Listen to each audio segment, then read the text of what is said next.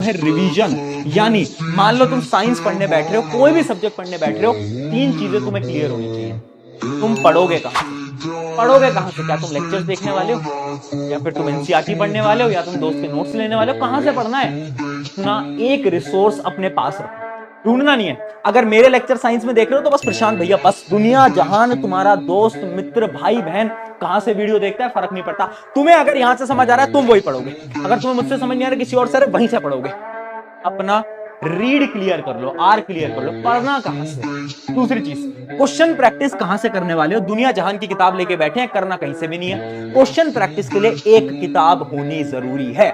देखो अभी ना मैंने एक तो तुम्हारे सैंपल पेपर देखे, स्पेशली जो क्लास 10th के स्टूडेंट है उनका मैंने अभी सैंपल पेपर देखा, और उसके अंदर सैंपल पेपर काफी टफ आया इस बार। क्वेश्चंस काफी टफ हैं, यानी बोर्ड एग्जाम के अंदर क्वेश्चन टफ आने के चांसेस बहुत ज्यादा है ना।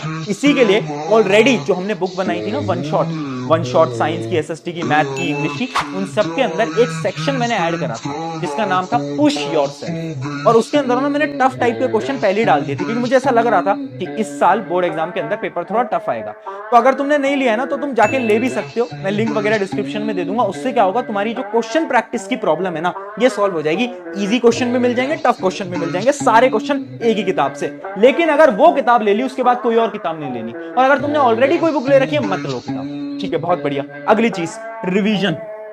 रिसोर्स क्लियर होना चाहिए कि तुम रिवाइज कहां से करने वाले। एक बार तो पढ़ लेते हो, पर तुम रिवाइज कहां से करते हो? क्या तुम मेरे रैपिड रिवीजन से रिवाइज करते हो, या तुम खुद के नोट से रिवाइज करते हो? कहां से रिवाइज करते हो वो लिख के रख लो। अब जब तुम सब्जेक्ट को पढ़ोगे, RQR क्लियर होना चाहिए। अब दोस्तों से पूछना नहीं है, अब घूमना नहीं है इधर उधर कि कहां से पढ़ूं कहां से ना पढ़ूं। अब सुनो, अब आते हैं डायरेक्टली किसके ऊपर, हमारे डिटेल टाइम टेबल के अंदर। उस टाइम टेबल